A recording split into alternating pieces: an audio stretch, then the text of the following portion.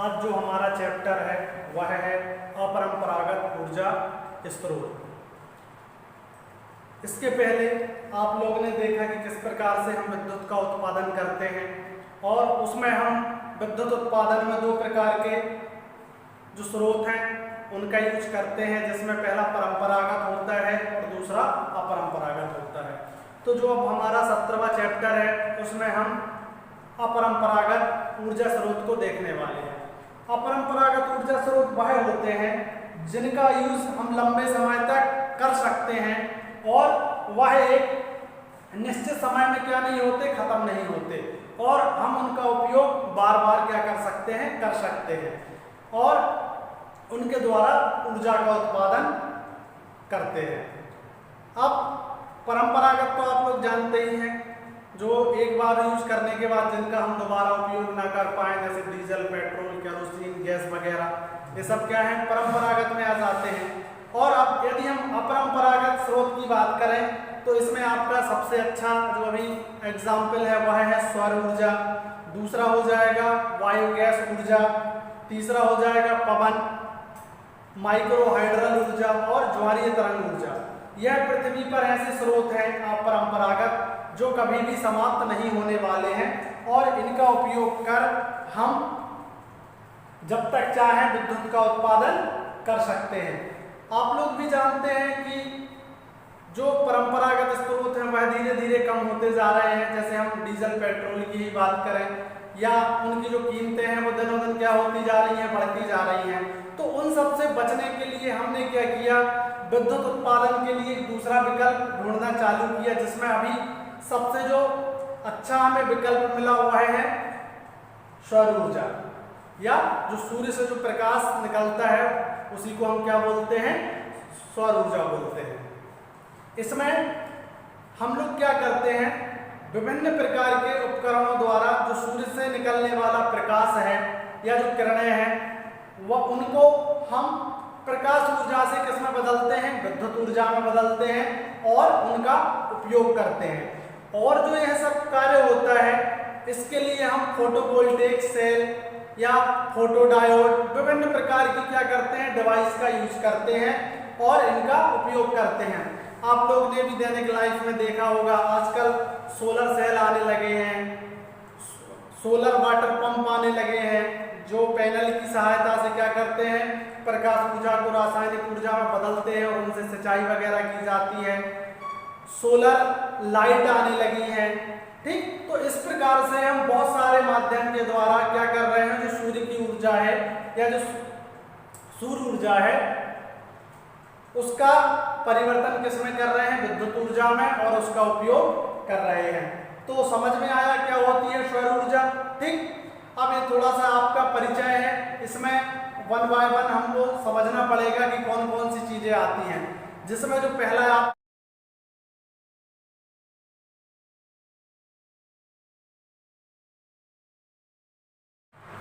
अपरंपरागत ऊर्जा स्रोत में जो हमारा पहला स्रोत है वह है सौर ऊर्जा स्रोत, और जिसमें हम सोलर सेल के बारे में देखेंगे और सौर ऊर्जा के बारे में देखेंगे। आप लोग भी जानते हैं कि जो पृथ्वी पर सबसे बड़ा सौर ऊर्जा का जो भंडार है वह सूर्य है और एक विशालतम ऊर्जा स्रोत है। उसके माध्यम से ही हम क्या करते हैं, जो प्रकाश उत्सर्जित होता है उसी को सोलर सेल के माध्यम से सौर ऊर्जा को विद्युत ऊर्जा में बदलने का कार्य करते हैं, जिसमें हम विभिन्न प्रकार के जो सोलर सेल आधारित हैं उपकरण उनका उपयोग करते हैं। और जिनको जो सेल हम प्रकाश ऊर्जा को या सौर ऊर्जा को विद्युत ऊर्जा में बदलने के लिए उपयोग करते हैं उनको क्या बोला जाता है, उनको बोला जाता है फोटोवोल्टेइक सेल, ठीक। और यदि डायोड की बात करें तो वो क्या हो जाता है, फोटोवोल्टेइक डायोड। अब सोलर सेल के बारे में कुछ जानकारी देख लेते हैं।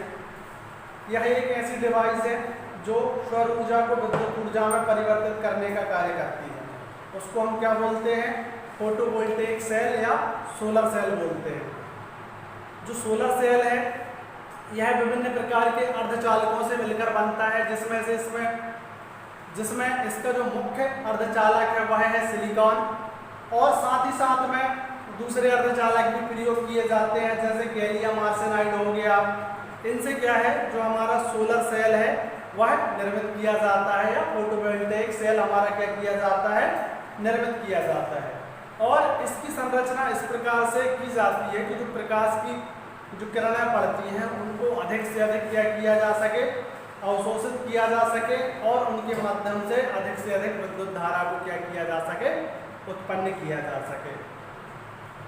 तो सोलर सेल समझ में आया क्या होता है, ठीक। अब सोलर सेल में कुछ पदार्थ प्रयुक्त किए जाते हैं, उनके बारे में थोड़ा सा नाम और देख लो। जैसे सिलिकॉन आपने देखा, गैलियम आर्सेनाइड देखा, उसके साथ एल्युमिनियम, एंटीमोनाइड, जिंक, टेलोराइड, इस प्रकार के और भी पदार्थ इसमें यूज किए जाते हैं। लेकिन जो ज़्यादातर हम सोलर पैनल में या जो सोलर सेल में हम जो पदार्थ यूज करते हैं वह सिलिकॉन और गैलियम आर्सेनाइड होता है, जिसके माध्यम से हम क्या करते हैं, प्रकाश ऊर्जा को या सौर ऊर्जा को विद्युत ऊर्जा में परिवर्तित करने का कार्य करते हैं। अब इसमें आपको ध्यान रखना है, इसके पहले आपने दो प्रकार के पदार्थ पढ़े थे, पी टाइप पदार्थ और एन टाइप पदार्थ, ठीक। वह दोनों मिलकर क्या करते थे, ऊर्जा का, विद्युत ऊर्जा का क्या करते थे, निर्माण करते थे। ऐसे ही इसमें क्या किया जाता है कि जो प्रकाश पड़ता है उनको पी टाइप पदार्थ एवं एन टाइप पदार्थ को इस प्रकार से अरेंज किया जाता है कि जो उनके इलेक्ट्रॉन हैं वो क्या करने लगे, या जो उनमें आवेश वाहक है वो क्या करने लगे, विद्युत का उत्पादन करने लगे। और हम फिर जो भी विद्युत का उत्पादन होता है या तो उसको डायरेक्ट उपभोग भी कर सकते हैं, ठीक। यदि हमें उपभोग नहीं करना है तो हम क्या करते हैं, जो सेल या बैटरी होता है उनमें उसको क्या कर सकते हैं, स्टोर वगैरह कर सकते हैं। तो समझ में आया।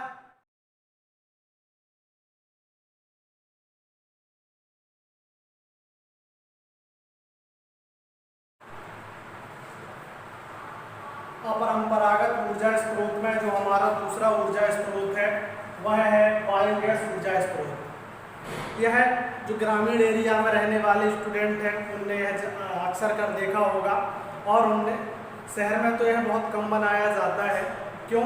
क्योंकि इसमें जो मुख्य पदार्थ होता है वह होता है जो गाय एवं भैंस का जो गोबर है उसका उपयोग इसमें हम ऊर्जा उत्पादन या विद्युत उत्पादन के लिए करते हैं। अब इसकी प्रक्रिया क्या होती है वह आप समझने की कोशिश करना। इसमें क्या होता है, सबसे पहले जमीन में एक मेन टैंक बनाया जाता है। वह जो मेन टैंक होता है वह एक छोटे कमरे के जैसा होता है। उसमें दो भाग होते हैं, एक होता है डाइजेस्टर और एक होता है गैस संग्राहक। फिर उसके बाद एक बनाया जाता है आपका आउटलेट पॉइंट, जहाँ से जो पानी और गोबर का जो घोल है वह क्या है, बाहर जा सके। और एक बनाया जाता है इनलेट पॉइंट। जो इनलेट पॉइंट है वह मेन टैंक से जुड़ा होता है, या मेन टैंक के कभी कभी क्या होता है ऊपर बनाया जाता है।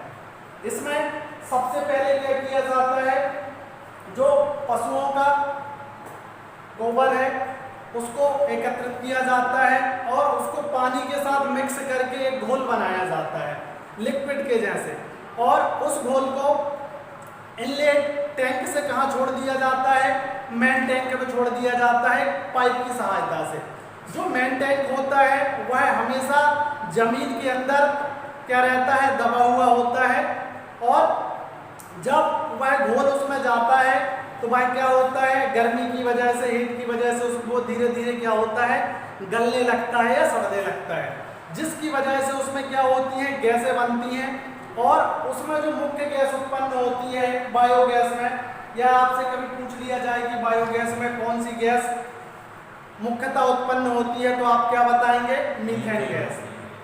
जो गैस है वह उत्पन्न होती है और उसी डाइजेस्टर के ऊपर की ओर एक संग्राहक भाग बना रहता है, उसमें जाके वो क्या हो जाती है, एकत्रित हो जाती है। और जो डाइजेस्टर है उसमें वह घोल अभी तक वही रहता है। जब हम दोबारा एक नया घोल उसमें क्या करते हैं, प्रवेश कराते हैं, तो जो पहले से डाइजेस्ट हुआ घोल है वह धीरे धीरे क्या हो जाता है, पानी की सहायता से बाहर चला जाता है आउटलेट वाल्व की मदद से, वो क्या हो जाता है, बाहर चला जाता है।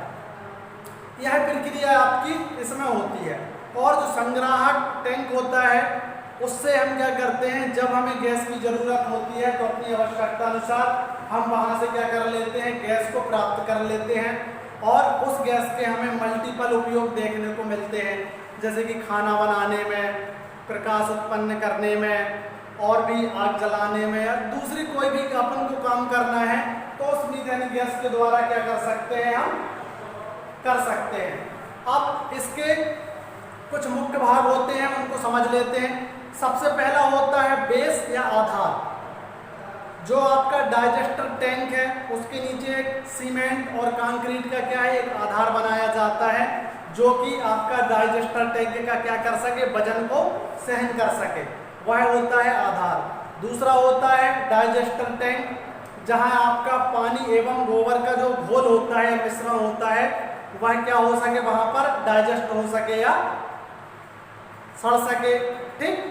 उसके बाद होता है इनलेट टैंक। इनलेट टैंक में क्या होता है, सबसे पहले हम गोबर लेके आते हैं, उसमें पानी मिलाते हैं, दोनों के घोल को क्या करते हैं, मिक्स करते हैं, उसको इनलेट टैंक बोला जाता है। आउटलेट से क्या होगा, जो हमारा एक्स्ट्रा घोल है वह क्या होगा, हमारे बायोगैस संयंत्र से क्या जाएगा, बाहर जाएगा। उसके बाद है गैस संग्राहक। यह डाइजेस्टर टैंक के ऊपर ही बनाया जाता है, क्योंकि आपको भी पता है जैसे ही डाइजेस्ट होगा उसके और वहाँ से गैस निकलेगी तो उसके ऊपर ही क्या किया जाता है, यह टैंक बनाया जाता है। उसके बाद होता है गैस पाइप। इसका यूज हम काय के लिए करते हैं, जो संग्राहक टैंक में हमारी गैस एकत्रित है उसको उपयोग स्थान तक ले जाने के लिए हम किसका यूज करते हैं, गैस पाइप का। उसके बाद आता है स्लरी मिश्रण टैंक। क्या होता है, डाइजेस्ट होने के बाद जो अवशेष बचता है उसको क्या करते हैं, हम एक टैंक में भर लेते हैं। ठीक। और उसको बाद में क्या किया जाता है, किसान होते हैं या कृषि कार्य में उस स्लरी का क्या कर लिया जाता है, या उस अवशेष का क्या कर लिया जाता है, उपयोग कर लिया जाता है। वह एक अच्छी प्रकार की क्या होती है, खाद होती है, जिसमें से क्या है, गैसें वगैरह निकल जाती हैं, और वह एक देसी खाद बोलते हैं, जिसको हम उसको देसी खाद के रूप में क्या करते हैं, उपयोग करते हैं। इसमें आपको ध्यान रखना है कि हम गाय के गोबर के साथ साथ जो सब्जी के अवशेष बचते हैं, फल के अवशेष बचते हैं, कृषि के जो अवशेष बचते हैं जैसे भूसा हो गया, ठीक, और भी जो ऐसी चीजें हैं इनका उपयोग भी हम गोबर के साथ साथ मीथेन गैस के निर्माण में क्या करते हैं, इसमें बायोगैस संयंत्र में उनका उपयोग हमें देखने को मिलता है। अब इसमें यदि हम थोड़े से और आगे जाएं तो हमें यह जो बायोगैस प्लांट है या संयंत्र है वह दो प्रकार के देखने को मिल जाएंगे। एक होता है जिसमें छोटे छोटे टैंक बनाए जाते हैं कंक्रीट के, ठीक, इन चाहे वो मेन टैंक हो, इनलेट हो, आउटलेट हो, डाइजेस्टर हो, ठीक, सब क्या बनाए जाते हैं, सीमेंट के छोटे छोटे टैंक बनाए जाते हैं। ठीक। और एक जो दूसरा होता है कि उसमें जो नीचे की संरचना तो वो सीमेंट से बनाई जाती है, लेकिन ऊपर क्या करते हैं, एक लोहे का एक बहुत बड़ा टैंक बनाते हैं, और जो घोल बना होता है डाइजेस्टर टैंक, उस टैंक में उसको क्या कर दिया जाता है, डाल दिया जाता है, गोल टाइप का बना के या अर्धगोलाकार टैंक बना के हम क्या करते हैं, उस डाइजेस्टर टैंक में डाल देते हैं, जिससे क्या होता है, जो डाइजेस्ट होने के बाद जो गैसें निकलती हैं वह क्या होती हैं, उस लोहे के टैंक में एकत्रित हो जाती हैं और उसके माध्यम से हमको क्या हो जाती हैं, प्राप्त हो जाती हैं। तो यह आपको विभिन्न प्रकार के देखने को मिलेंगे।